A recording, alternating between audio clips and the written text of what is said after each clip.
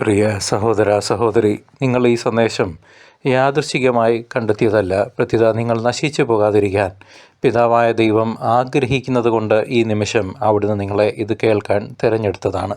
കർത്താവിൻ്റെ വരവിന് മുൻപുള്ള അവസാനത്തെ ഒരുക്കത്തിനായുള്ള സമയമാണിത്.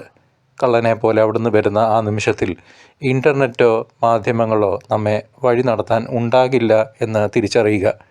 വൈഫൈയോ സാറ്റലൈറ്റ് ഫോണുകളോ ഇലക്ട്രോണിക് സംവിധാനങ്ങളോ അന്ന് പ്രവർത്തിക്കുകയില്ല. ആത്മീയമായ ആ നിശബ്ദതയിൽ നമ്മുടെ ഹൃദയവും ആത്മാവും മാത്രമേ അവശേഷിക്കൂ. അതിനാൽ ഇപ്പോൾ തന്നെ ആത്മാർത്ഥമായി ഒരുങ്ങാം. കാരണം ആ നിമിഷം വന്നു കഴിഞ്ഞാൽ പിന്നെ ഇത്തരം ഉപദേശങ്ങൾ നമുക്ക് ലഭിക്കുകയില്ല.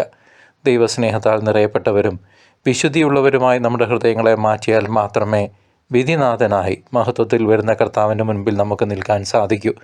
ഈ ലോകം വിധിക്കപ്പെടാൻ പോകുന്നു എന്നത് സുനിശ്ചിതമാണ്.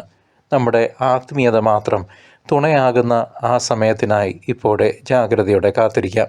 പ്രിയ സഹോദരങ്ങളെ, തന്നിൽ നിന്ന് മുഖം തിരിച്ച് നിൽക്കുന്നവരാണെങ്കിലും ലോകത്തിലെ 800 കോടിയിൽ പരം ജനങ്ങളെയും ദൈവം അളവറ്റ രീതിയിൽ ഇന്നും ഈ നിമിഷവും സ്നേഹിക്കുന്നു. കാരണം അവിടുന്ന് കരുണയുടെ പറ്റാത്ത ഉറവയും സ്നേഹനിധിയായ പിതാവുമാണ്.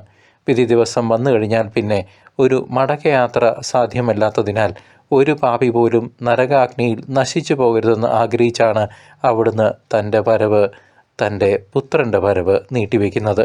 ഓരോ ആത്മാവും തൻ്റെ പക്കലേക്ക് തിരിച്ചു വരാൻ സ്നേഹപൂർവ്വം കാത്തിരിക്കുന്ന പിതാവായ ദൈവത്തിൻ്റെ ആർദ്രത നാം പാഴാക്കരുത്. നന്മയും തിന്മയും തിരഞ്ഞെടുക്കാനുള്ള സ്വതന്ത്ര ഇച്ഛാശക്തി നമുക്കുണ്ട്. അതിനാൽ ഈ നോമ്പ് കാലത്ത് അനുതാപത്തോടെ അവിടുത്തെ സ്നേഹത്തിലേക്ക് നമുക്ക് മടങ്ങി ചെല്ലാം. നിത്യനാശത്തിൽ നിന്ന് രക്ഷപ്പെടാനും ദൈവരാജ്യത്തിന് അർഹരാകാനും ലഭിക്കുന്ന ഈ അവസാന അവസരം വിനിയോഗിച്ച് നമുക്ക് വിശുദ്ധിയോടെ ഒരുങ്ങാം. പിതാവായ ദൈവം നിങ്ങളെ സമൃദ്ധമായി അനുഗ്രഹിക്കട്ടെ. ആമേൻ.